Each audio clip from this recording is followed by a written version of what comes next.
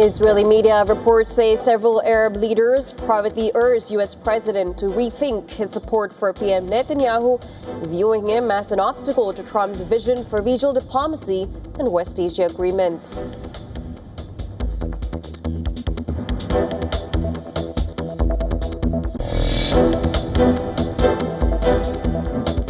Ukraine says Russian missile strike on Black Sea port city of Odesa kills 2 people and wounds 8 others, including 2 children. Residential buildings and civilian infrastructure are damaged as intensified attacks continue.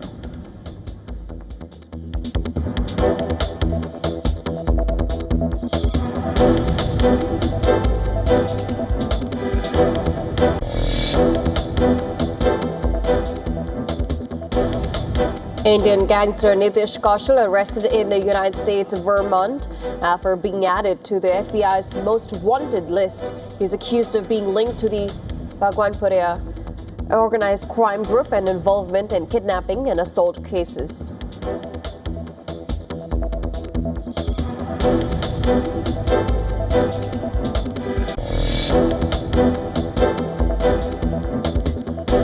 North Korean leader Kim Jong-un meets senior Chinese official and pledges to strengthen ties with Beijing as both nations mark 65th anniversary of the friendship treaty.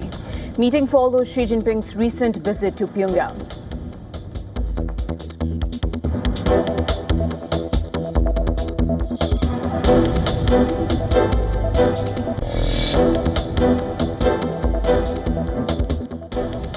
SpaceX aborts Starship's 13th test flights less than a second before liftoff from Texas after some engine failed to ignite, triggering an automatic abort. Company probes issue with CEO Musk saying another launch attempt could come within days.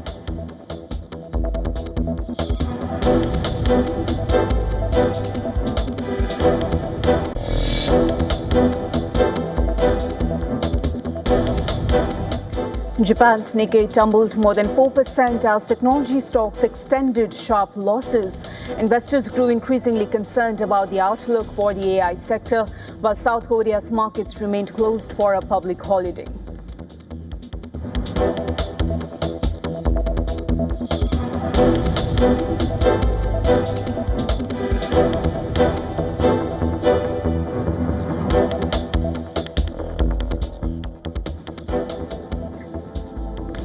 Top story in world DNA. The United States has struck it on for the 6th consecutive night. Iran is now hitting back at U.S. allies across the Gulf. Well, Kuwait also says it is responding to missile and drone threats while air raid sirens were activated in Bahrain. U.S. Central Command says it launched a fresh wave of strikes on Thursday night aimed at further degrading Iran's military capabilities. Iranian state media reported strikes on an airport, a railway station, and 2 bridges. According to Iranian official claims, strikes on 2 bridges in Hormozgan province killed 3 people and wounded 9 others. Another report said 3 explosions were heard around Iran Shahr airport, with at least 1 U.S. projectile allegedly hitting the facility. Iranian state television had also reported 2 explosions in Bushehr, home to Iran's only civilian nuclear power plant, along with an attack on a railway station in Bandar Abbas.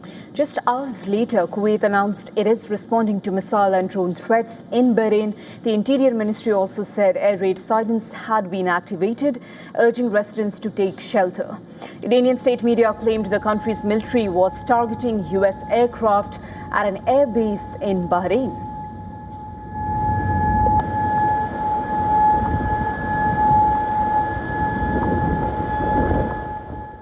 But Iran had earlier warned it will target visual infrastructure if the United States carry out threats to attack Iran's infrastructure.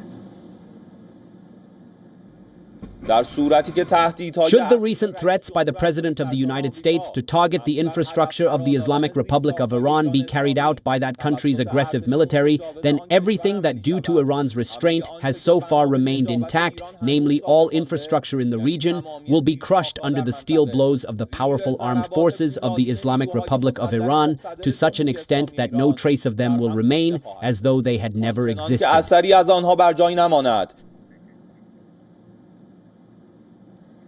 Earlier, U.S. forces boarded a ship in the Gulf of Oman as part of Washington's renewed blockade of Iranian ports.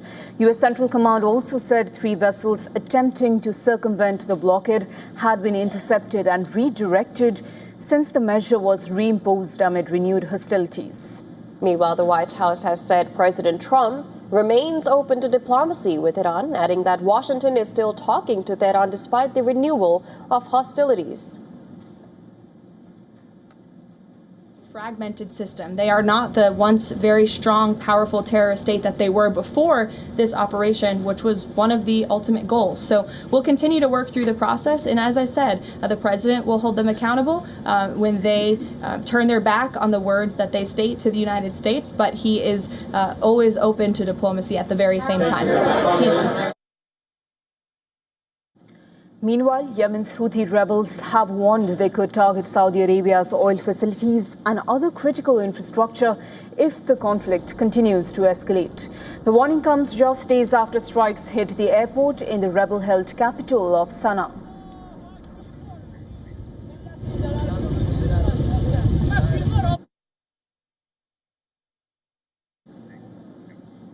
Well, 2 people have been killed in Ukraine's Black Sea port city of Odesa after a Russian strike hit a residential building as Moscow and Kyiv continue exchanging attacks.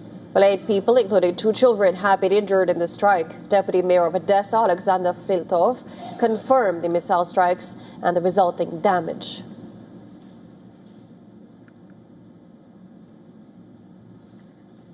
Officials said the latest Russian attacks caused significant damage to residential buildings, a religious institution, a preschool facility, vehicles, as well as other civilian infrastructure.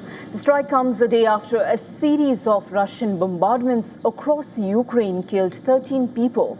According to Ukrainian forces, the country faced a massive barrage of 122 attack drones and 2 ballistic missiles. Meanwhile, Ukraine's President Volodymyr Zelensky has appointed Yevgeny Khamara, a career intelligence official, as acting defense minister. The appointment comes amid growing backlash over removal of former defense minister. In a social media post, Zelensky said Khamara had gained extensive and, in many respects, unprecedented experience in technology-driven combat operations. Now, former Defense Minister Mikhailo Fedorov stepped down on Wednesday as part of Zelensky's cabinet reshuffle, which also saw the resignation of the Prime Minister. Now, following his removal, Fedorov accused the country's military leadership of trying to divide the nation. He also criticized slow bureaucracy and a lack of flexibility, questioning whether Ukraine could defeat Russia and with Commander-in-Chief Alexander Syksyk leading the army. Fedorov's removal sparked public protests, with people taking to streets in solidarity. Protesters called on the government to listen to the people.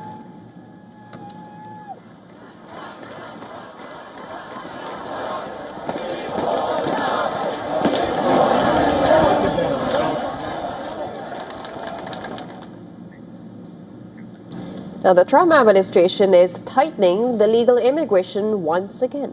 In a major policy shift, the United States is ending the long-standing open-ended stay for international students, exchange visitors, and foreign journalists. The move imposes fixed visa durations and is expected to take effect 60 days from publication in the Federal Register.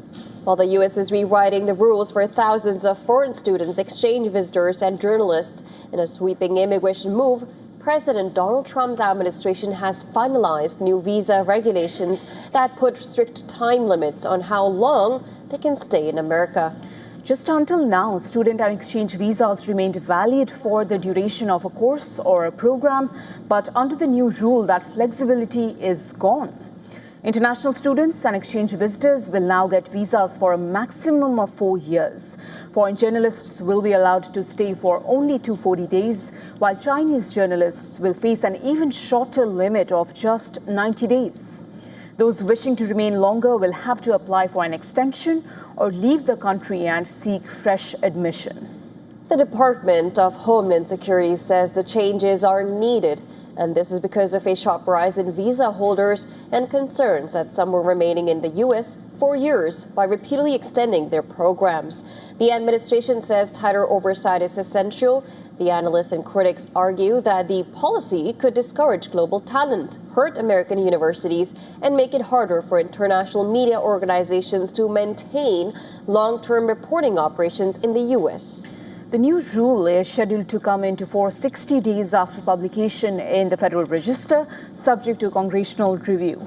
With legal immigration now under sharper scrutiny, Trump's latest move signals that his hardline immigration agenda, it extends far beyond the southern border. This is a policy shift that could reshape how students, scholars, and journalists access the United States.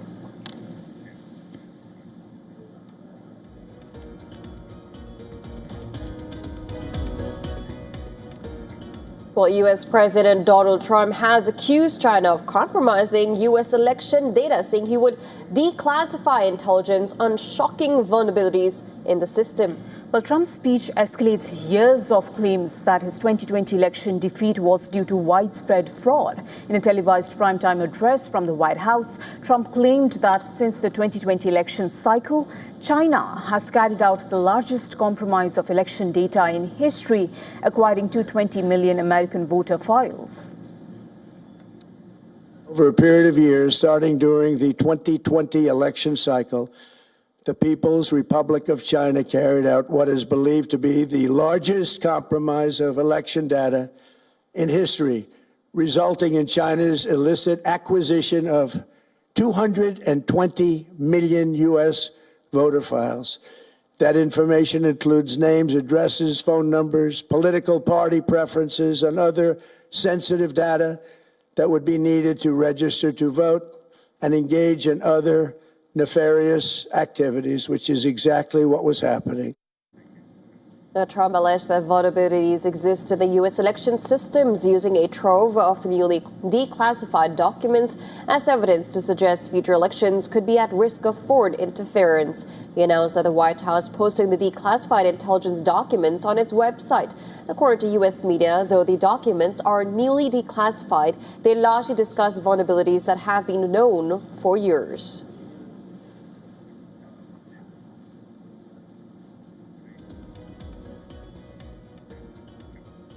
For more on this, our correspondent Susan Tehrani has sent us this report from Vancouver.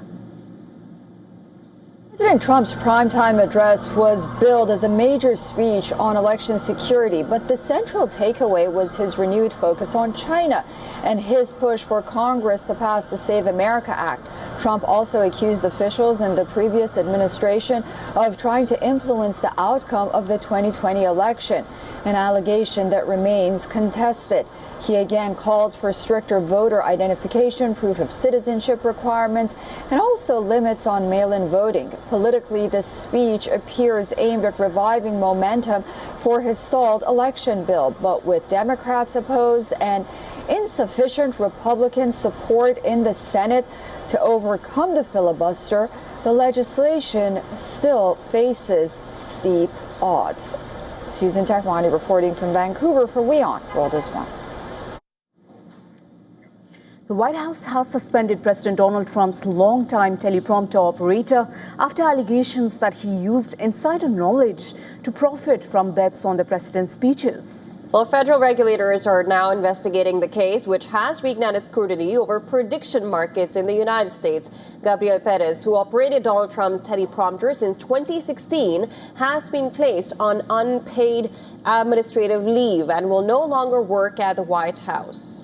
The move comes after reports that Perez allegedly earned more than $100,000 by placing bets on prediction platform Kalshi, predicting specific words and phrases Trump would use in major speeches. The White House confirmed the suspension, with Press Secretary Caroline Leavitt calling the allegations deeply unfortunate and a disgrace. Good to see you, Caroline. Following up on the teleprompter and then one on tonight's speech, what steps is the White House taking to ensure something like that doesn't happen again? Well, the White House has extremely strict ethical guidelines with respect to issues like this. And as I just told you, this individual will no longer be here. He'll be on paid administrative leave. I'm sorry, without pay. The administrative leave is unpaid, to be very clear. That was a decision by the president. So I think that speaks for itself. According to reports, Perez even adjusted some of his bets while speeches were underway when Trump deviated from prepared remarks. Calci says its surveillance team detected suspicious trading activity, froze more than $90,000 in alleged profits, and referred the case to the Commodity Futures Trading Commission.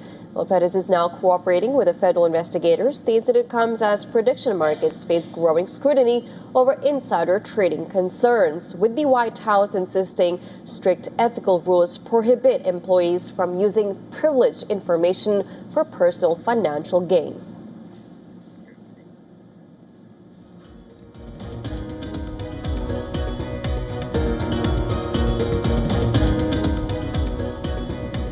All right, moving to the UK, Andy Burnham is on the brink of becoming the next Prime Minister of the UK.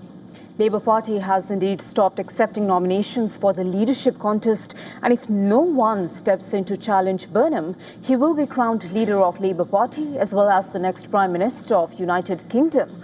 Former Manchester Mayor is already preparing to take over the top job. According to reports, Andy Burnham is already shaping up his cabinet, but the announcements will be made once he enters 10 Downing Street. Well, Labour ranks have urged Andy Burnham to tackle the alleged boys' club by ensuring ample female representation in his first cabinet. The Labour Boys' Club refers to allegations of a toxic, male-dominated culture and patronage networks within the party's upper echelons.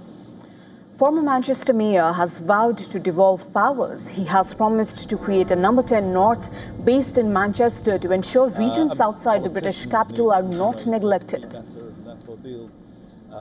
Well, with support of 322 out of the 403 Labour members of the Parliament, Burnham's road to power seems clear. But as he prepares to enter 10 Downing Street, there are multiple challenges already awaiting him.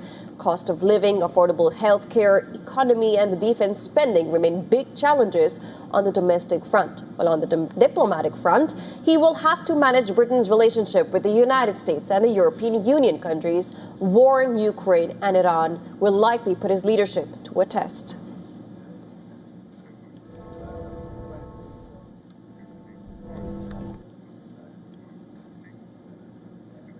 France and Spain are battling major wildfires as extreme heat and strong winds continue to fan the flames across Western and Southern Europe. The French President Emmanuel Macron vowed zero tolerance for anyone found deliberately starting fires, while Spanish authorities warn a massive blaze in the Aragon region could take days to bring under control. In France, hundreds of firefighters have managed to contain two major wildfires that burned more than 2,000 hectares of the historic Fontainebleau forest near Paris since 12th of July.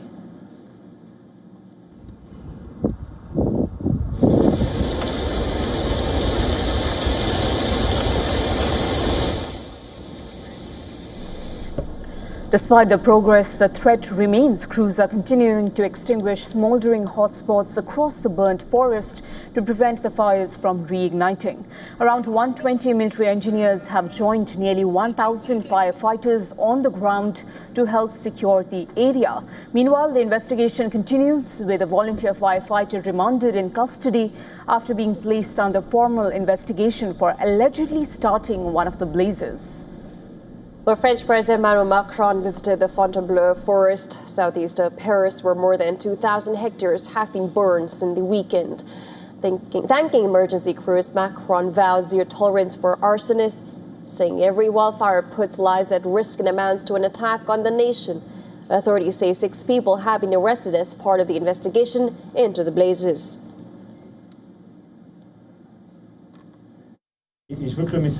I want the message to be clear for everyone. We have already made some arrests, but we will not let up. Here, as everywhere else in France, there will be zero tolerance, and we will be uncompromising. People's lives are being put at risk, and every time a fire breaks out, our national territory is under attack. So thank you for all the work you have done. Meanwhile, Spain is facing one of its most serious wildfires in years. Authorities say the blaze in the northeastern region of Aragon could take days to control. More than 400 firefighters, backed by Spain's military emergency unit, are battling the growing fire. The fire has forced the evacuation of 5 villages with around 7,600 hectares of forests and farmland already destroyed. Aerial footage and video released by firefighters show thick smoke, towering flames, and massive cloud rising above the fire as it swept through forests and parched fields. Erratic winds, low humidity, and temperatures reaching 40 degrees Celsius have made firefighting efforts extremely difficult.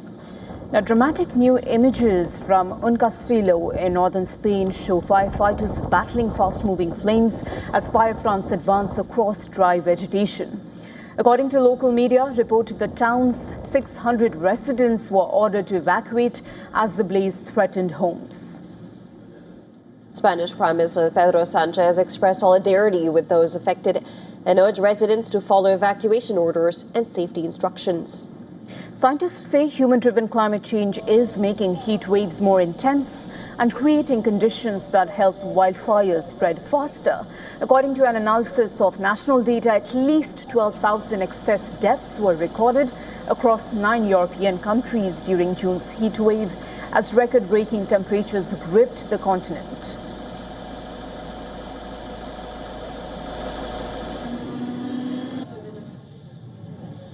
To collect all your belongings.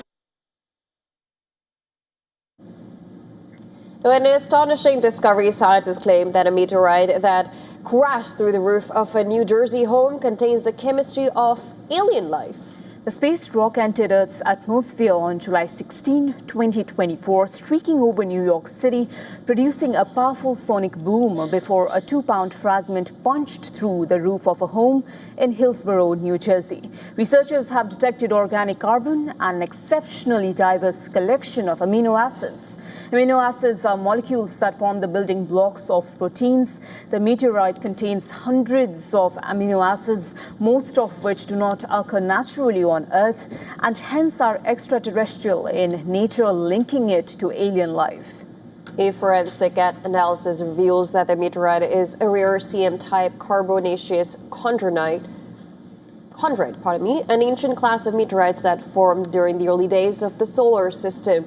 Now, these rocks are rich in carbon, hydrated minerals, and organic compounds, making them valuable records of the conditions that existed more than 4.5 billion years ago. Scientists believe the findings will improve understanding of how primitive asteroids evolved and could help answer whether asteroids delivered the chemical ingredients that eventually made life on Earth possible.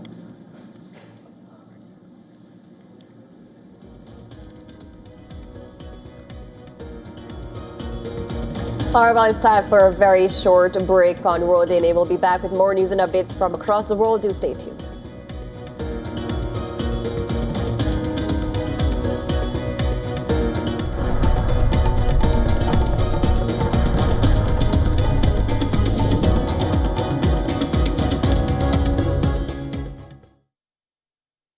The Israeli drone is above our heads all the time in Lebanon. More than 200,000 civilian homes have been destroyed. This looks like it used to be a toy for a little girl. Can't but wonder while I'm walking between all of this rubble, how many lives were destroyed, how many kids were traumatized, how many women lost their families. If this isn't a war crime, then what is? From the southern suburb of Beirut, I'm Radi Francis for WION The World is One. Know more, understand better, think ahead. Hello and a very warm welcome. You are watching Gravitas with me, Molly Gambhir.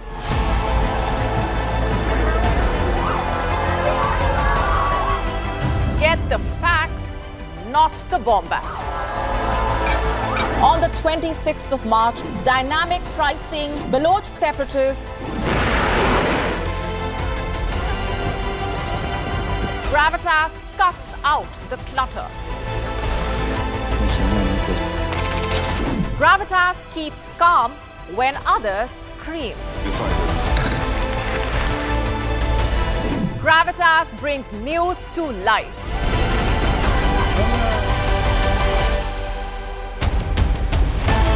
Weekdays, 9 p.m. IST, 3:30 p.m. GMT. Gravitas. seeing is believing.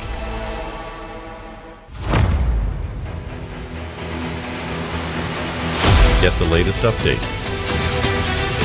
Breaking news. Credible, clear, continuous. Experts across aisles. Diverse voices, one platform. The WION World is one. In this rapidly changing world, is your health keeping pace? Best practices and breakthroughs busting the hype with real insights. The timeless power of yoga and ancient healing. Good food, good mood. Small steps, big impact. Your health matters. Only on WION World is One. Because nothing matters more. Campaigns, elections, alliances, controversies, and power play. Stories that analyze global and domestic politics. A dedicated show with varied perspectives, expert take, citizens' voices, detailed ground reports, and in-depth coverage from political corridors of the world. This is Race to Power, only on WION.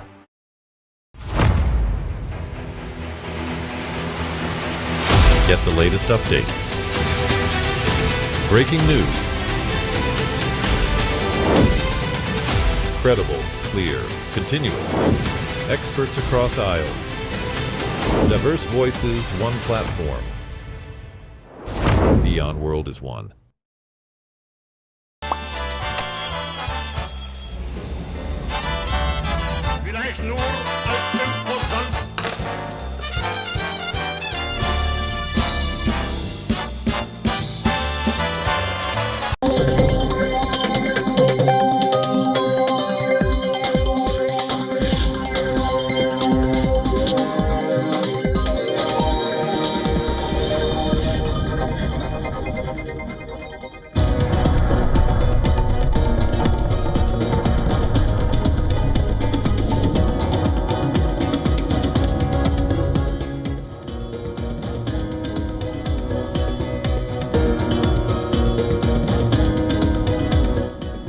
Welcome back. Thanks for staying with us. You're watching WION World is One, and this is World DNA with me, Odesa, and my colleague Kripa. Let's begin with the headlines. Tonight, I'm announcing the immediate declassification and release of critical intelligence revealing shocking vulnerabilities in our election infrastructure. Donald Trump accuses China of compromising U.S. election data, saying he would declassify intelligence on vulnerabilities in the system. His claims revive allegations of 2020 election fraud, though investigations found no evidence.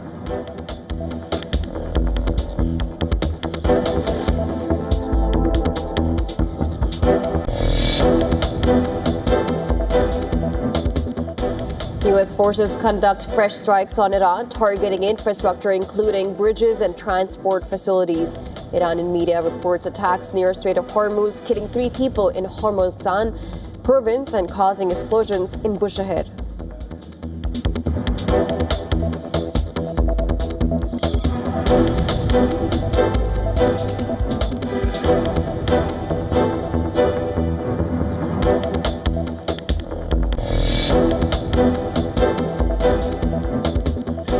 Qatar says it intercepted a missile attack targeting the country, while Kuwait reports responding to missile and drone attacks. Bahrain activates warning sirens as Iran claimed strikes on U.S. aircraft at a Bahraini base.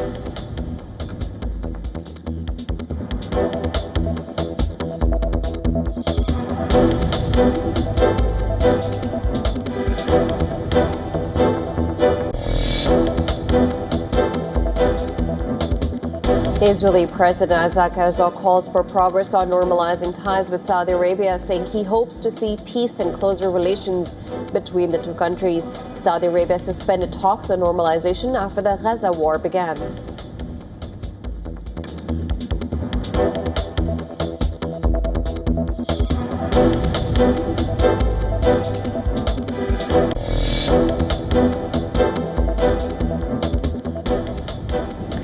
Zelensky appoints acting head of security service Yevgeny Kamara as Ukraine's acting defense minister and asks parliament to approve his appointment. Highlights Kamara's experience in security operations and long-range strikes against Russia.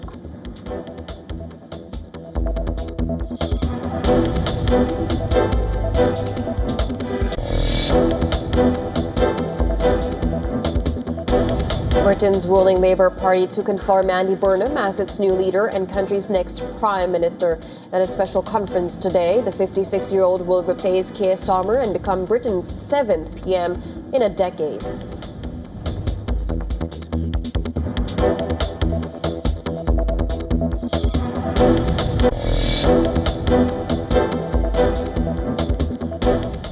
Indian gangster Nitish Kaushal arrested in United States Vermont after being added to the FBI's most wanted list.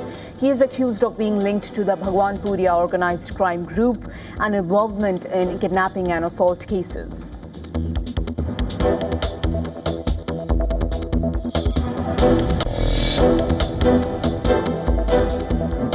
Powerful weather system strikes Chile's coast with heavy rain, storm surges and strong winds, causing damage and evacuations. More than 500,000 people lost power across several regions. Schools suspended in 9 regions.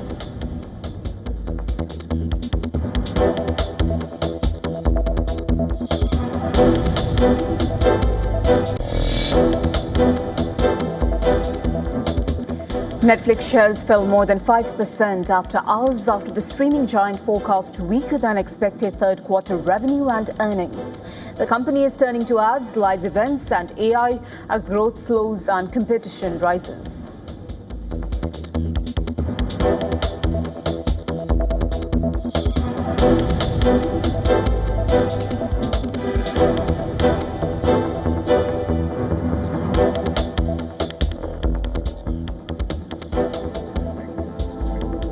Well, and what will be a major milestone, Indian Railways is set to enter a new phase of clean transportation with the launch of the country's first hydrogen fuel cell powered train. Prime Minister Narendra Modi will flag off the train in Haryana's Jind. According to the Indian Railways, the 10-coach hydrogen-powered train will begin operation on the Jind-Sonipat route under Northern Railway. This milestone solidifies the nation's push for sustainable diesel-free rail operations and net-zero targets. The pilot project brings together hydrogen propulsion technology with dedicated storage, refueling, and operational systems. It aims to test the possibility of cleaner rail transport in India while improving energy efficiency and reducing environmental impact. The railway says hydrogen fuel cell technology generates electricity through a chemical reaction using hydrogen.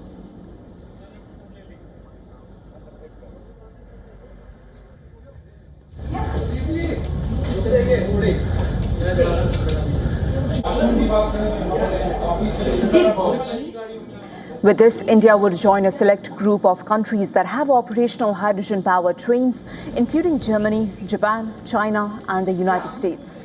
The Indian Railways is also reportedly exploring the deployment of hydrogen technology on heritage railways, including the Kalka-Shimla route. Sonipat Junction.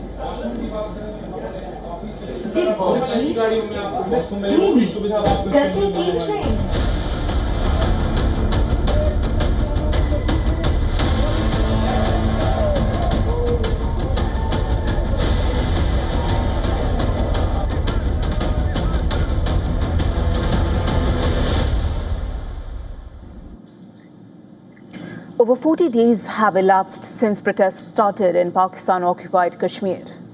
And ahead of the protesters' long march to Muzaffarabad, Pakistan's Army Chief Asim Munir's forces killed 9 people in a fresh escalation. As per Reuters, protesters have now issued a fresh ultimatum to Islamabad.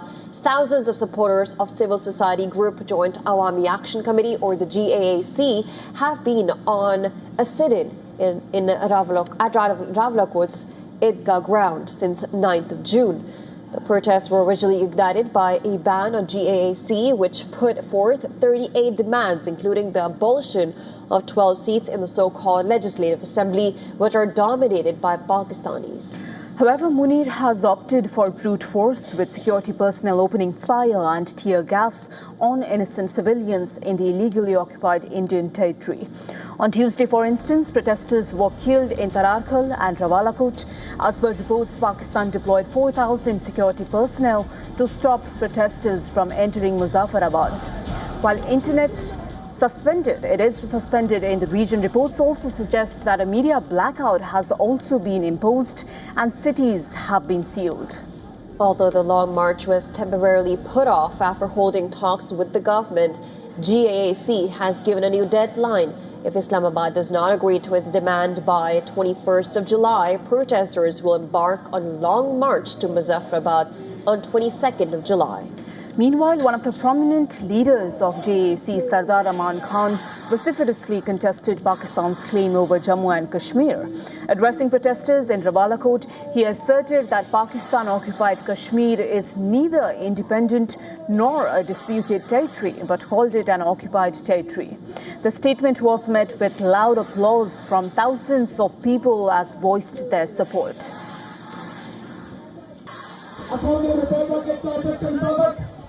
ये इस पर क़यादतें मौजूद हैं और उन क़यादतों की मौजूदगी में ये एक डिस्प्यूटेड टेरिटरी है, ये एक मुतनाज़ा इलाका है, लेकिन ये मुतनाज़ा नहीं है, ये मकबूज़ा इलाका है, ये मकबूज़ा इलाका, इस पर कब्जा है.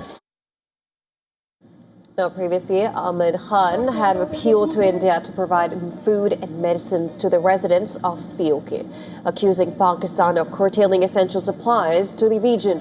He also warned that protesters could consider marching towards a line of control if Munir's forces respond to the people's demand with bullets. But what is the root cause of this crisis? Speaking to WION, London-based Pakistani journalist Adil Farooq Raja linked the ongoing protests to the unequal distribution of resources in the country. According to him, public resentment had grown as most funds are going to the military, even as the economic relief eludes the common man. Started as an economic protest, but it is not an economic protest anymore. The initial demand did focus on governance and public grievances. Protest leaders are now framing the movement into broader political terms because the social contract is not working. Now, this raises some vital questions. Can Pakistan afford to alienate Pakistan-occupied Kashmir further, considering that internal turmoil is rising in its own backyard of Balochistan and Khyber Pakhtunkhwa? Well, its role as a so-called mediator also unraveling after a resumption of hostilities between the U.S. and Iran. The crisis for Munir continues. You started?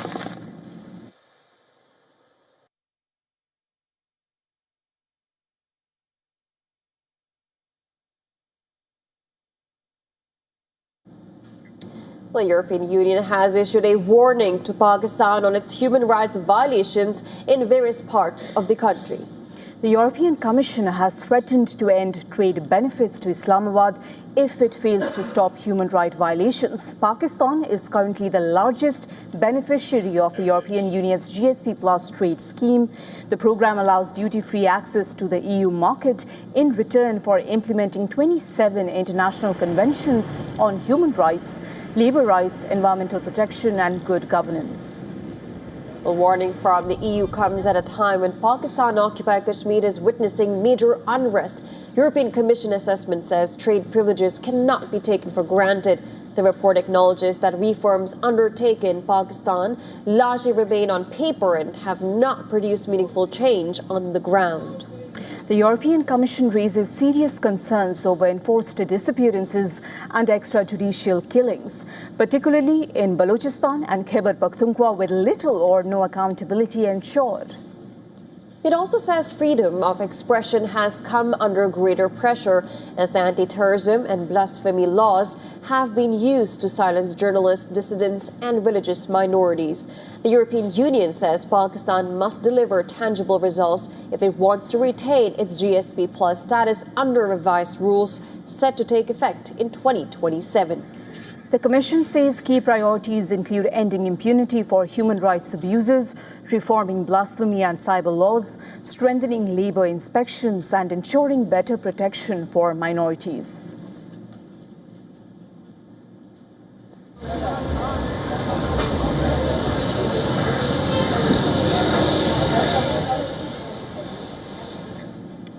Now, Bangladesh police have arrested a retired military officer accused of being involved in the assassination of former President Zia-ur-Rahman.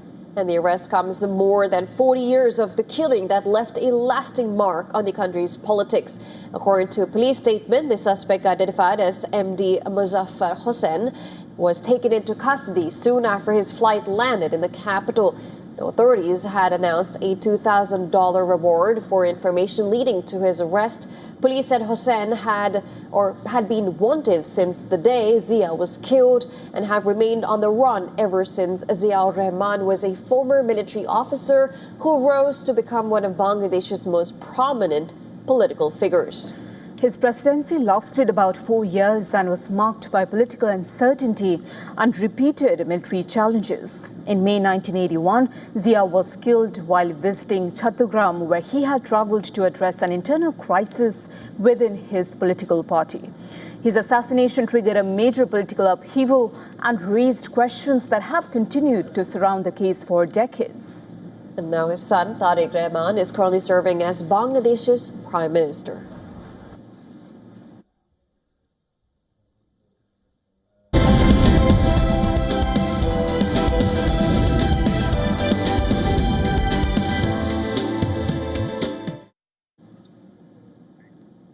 Well, for millions of football fans, watching the FIFA World Cup is a once-in-4 years celebration. But for two Americans in particular, it's also a full-time job. Kevin Akoto and Austin Franklin are working as the chief World Cup watchers. They are getting $50,000 each to watch every match, create social media content, and engage with fans from a glass-walled studio in New York's Times Square. This next report looks at how sports broadcasting is increasingly blending live coverage with the creator economy and digital fan engagement. Take a look. For most football fans, watching the FIFA World Cup is a passion. For Kevin Akoto and Austin Franklin, it has become a profession. The two were selected by US broadcaster Fox One from a large pool of applicants to serve as its chief World Cup watchers. Their assignment is simple. Watch every World Cup match from a glass-walled viewing cube in New York City's Times Square. For doing so, each of them is being paid $50,000. The public viewing setup has also become an attraction, with fans gathering around the cube to watch matches and interact with the pair. You know what? It's just such a blast, this job, that my dad cleans up oil spills for a living, so I'm always nothing is really too demanding in comparison. I'm getting paid to have the summer of a lifetime, where I sit here with my friend Kevin and watch all of these matches, and get to go outside and interact with fans. So it's really genuinely a blast and has been an awesome experience. Beyond watching matches, Akoto and Franklin are documenting their World Cup experience across social media. They post behind-the-scenes content, react to games, and engage with football fans online throughout the tournament. According to the duo, sports audiences are increasingly consuming content through digital platforms rather than relying only on traditional broadcasts. If we've seen anything throughout this World Cup, it's that people are consuming sports more through social media. The story of the World Cup has been told through the various interactions over social media, whether it's been, the Scottish going into Boston, drinking them dry, or Japanese going to Texas to eat barbecue for the first time. I think what we're doing now, the more of the behind the scenes stuff, is how people are consuming, or they're going to consume sports content. The pair says they would gladly return for the next FIFA World Cup, even if the tournament expands further. FIFA President Gianni Infantino has floated the idea of increasing the competition from 48 to 64 teams in future editions. If FIFA expands the tournament in 2030, I think we're up for the task again, even if it's more games. I don't think we're sick of watching soccer yet, so I think that bring it on. However many more they want to give us, we'll watch them. While broadcasting rights for the 2030 World Cup have not yet been awarded, digital platforms are set to become more central to fan engagement. Content creators are emerging as an increasingly important part of how major sporting events are covered and experienced. Business Bureau, WION World is One.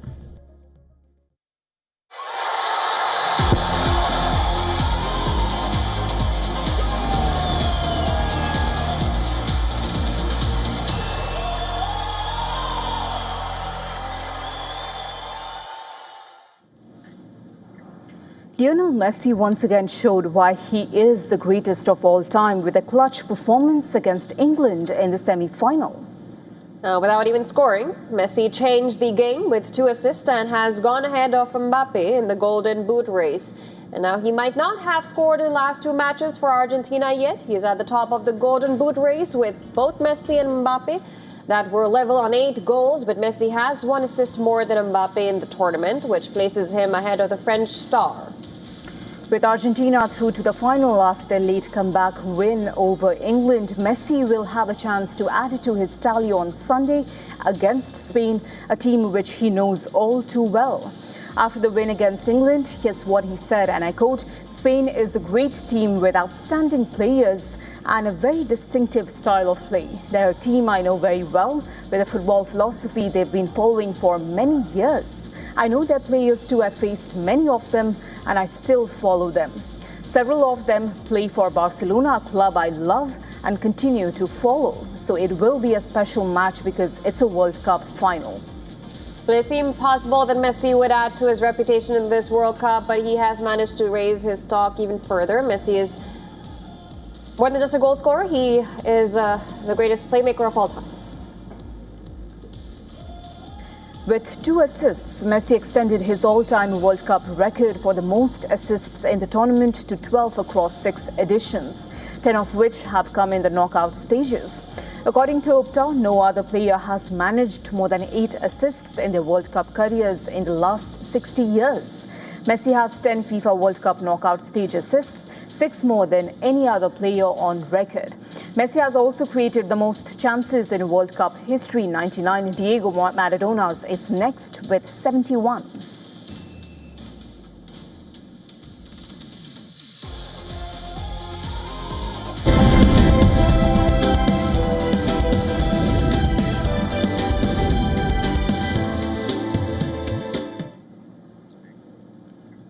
The European Union has ordered Google to open key parts of its ecosystem to rival AI companies and search engines as it steps up enforcement of the Digital Markets Act designed to curb the power of big tech.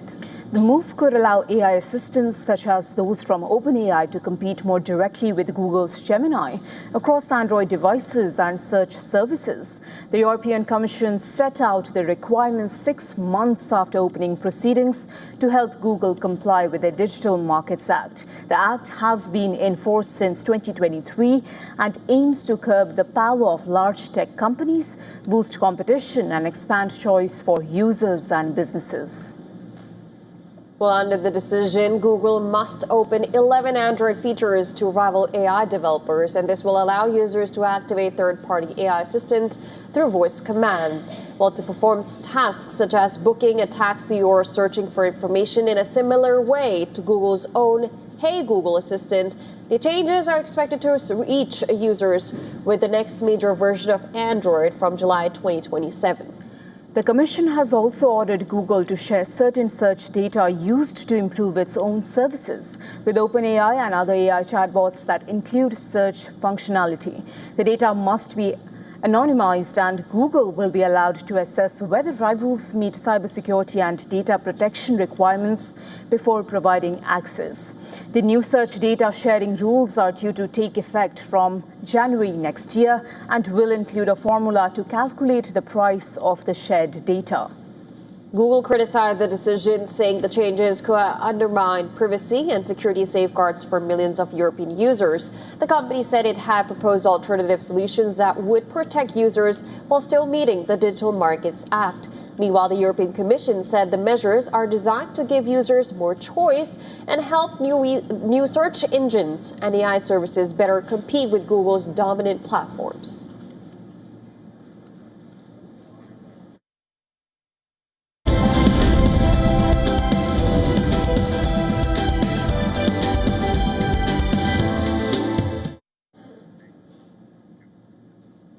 For cinephiles, the big day has finally arrived. Christopher Nolan's much-awaited film, The Odyssey, has released in India. Well, fans lined up outside Hollywood's TCL Chinese Theatre for a sold-out IMAX screening of Christopher Nolan's The Odyssey, and many of them had secured their tickets nearly a year in advance. Now, a few moviegoers in LA ditched casual looks and arrived in Trojan costumes to watch the film. So a year ago, he bought these tickets, super excited. We love Christopher Nolan. We love The Odyssey and everything that's going on here. So we knew that's going to be an experience, and we had to show up and be the first to see it. So that's pretty much what brought us here. We hate spoilers, all right? And a chance to see the greatest story told by the greatest storyteller, we're never going to pass up. In the screen format that he wanted it to be shown in, yeah, come on. It's the best picture. I mean, this is the biggest screen. This is the best picture. This is an iconic location in California. I mean, this is something that I'm never going to forget. I do think it's going to be one of the epic films of the century without question, and to be part of this right now is just part of history. It's Christopher Nolan. How can you not be excited for a Christopher Nolan film? And not only that, but it's the first feature film to be filmed entirely in IMAX. Can't miss an opportunity like that. Absolutely cannot miss an opportunity like that. Oh, dude, got to see it in the best format possible, okay? It's how Homer always wanted his work to be shared in 70 millimeter. It's inspired by Homer's ancient Greek poem. The movie marks Nolan's first feature since the Oscar-winning Oppenheimer. The film is the first feature shot entirely with IMAX film cameras.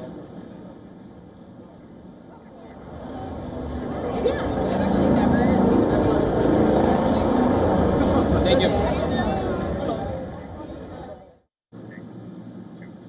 Now, rare African black-footed penguins have made their debut at the revamped Tarek's Penguin Pavilion in Harbin Polar Park, Northeast China. The country's first polar marine research and education base reopened with upgraded facilities featuring life-sized replicas of South Africa's famous African penguin town. Leaving you with these visuals, stay tuned to WION The World.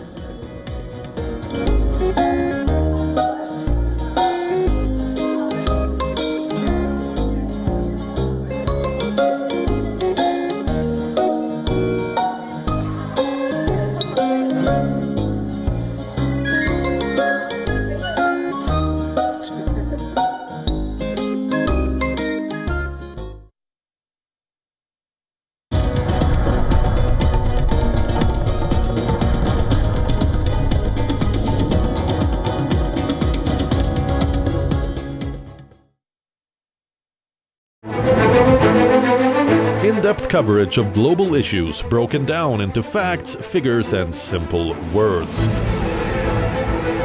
Backed with analysis from field experts who truly matter, because we believe in decoding the real picture for you.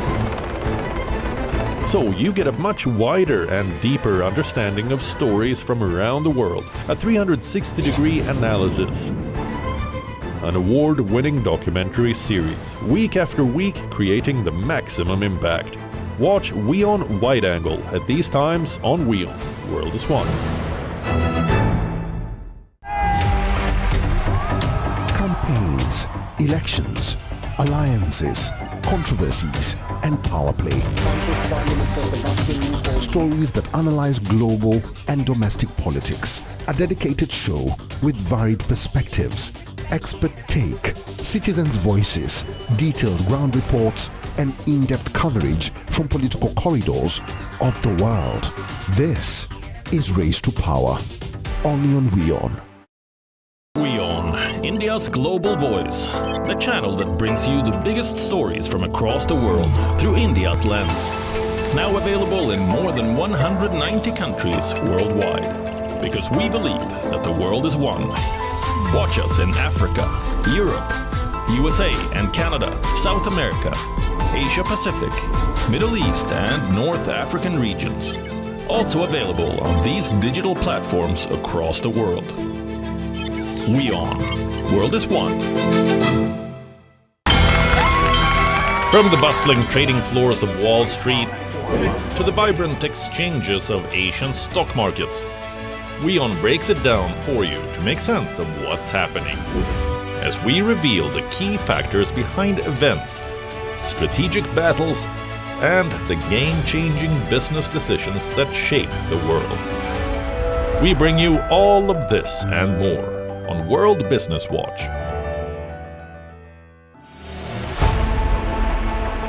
Know more, understand better, think ahead. Hello and a very warm welcome. You are watching Gravitas with me, Molly Gambhir.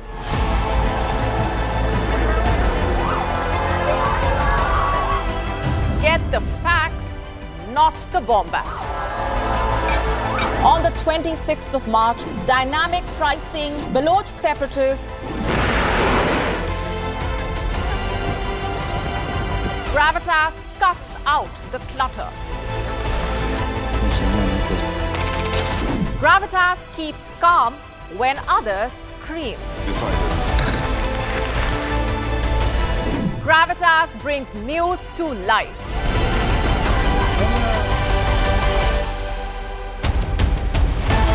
Weekdays, 9 p.m. IST, 3:30 p.m. GMT.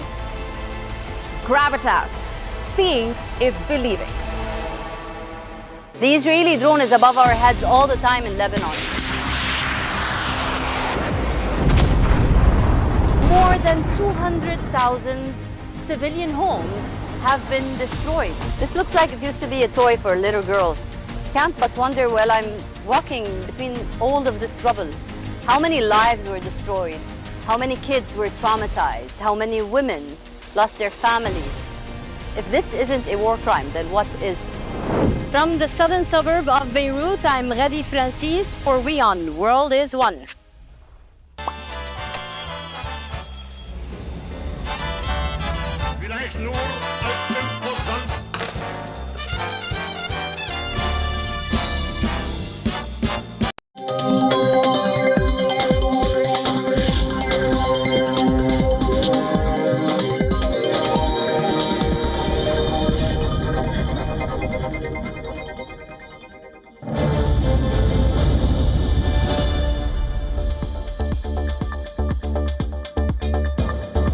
Hello and welcome back to WION World is One. I'm Kanishka Sarkar and this is Speed News. Let's take a look at all the stories making headlines at this hour.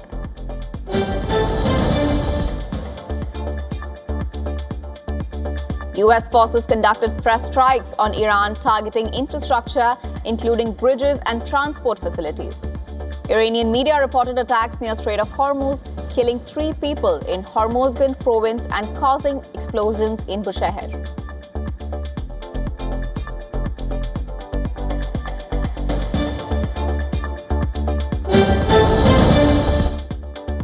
The White House says US President Donald Trump remains open to diplomacy with Iran, despite renewed hostilities between the two sides.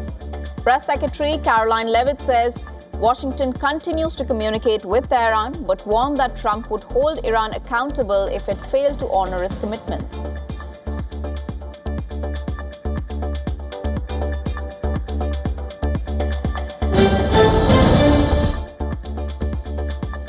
Kuwait says its air defenses are responding to missile and drone attacks a day after the Gulf state faced aerial strikes from Iran.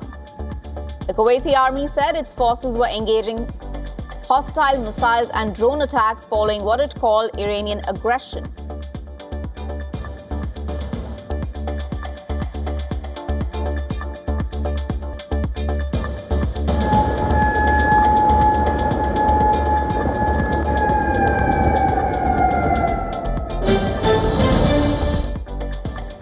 In Bahrain, authorities activated warning sirens and urged residents to take shelter over Iran threats. Iranian state media said its forces had targeted US military assets in Bahrain in response to recent American strikes on Iranian infrastructure as tensions continue to rise across the Gulf region.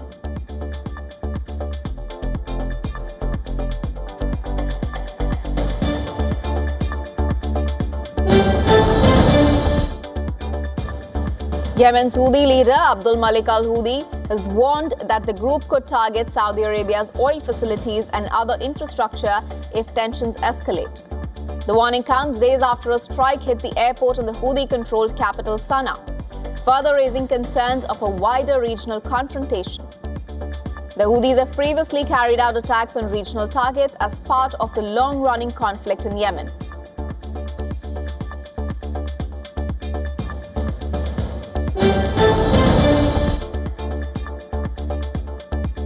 US President Donald Trump has accused China of compromising US election data, saying he would declassify intelligence on potential vulnerabilities in the electoral system.